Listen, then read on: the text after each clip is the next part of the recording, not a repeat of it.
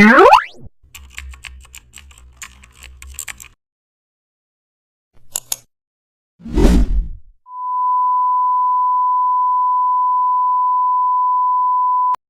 back to the channel, and don't forget to like, share and subscribe for more updates.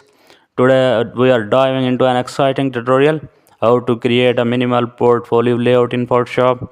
Start with an A4 document with the white background. Now add large name text at the top left. Insert your best design thumbnails neatly. Keep lots of white spaces between sections. Now use grid layout for perfect balance.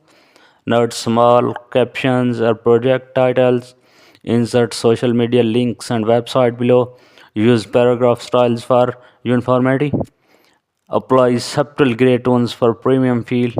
Keep fonts clean, Lotto and Noto. Export both PDF and JPG versions. Review spacing before printing. Your minimal Photoshop portfolio is ready to impress clients. Thanks for watching.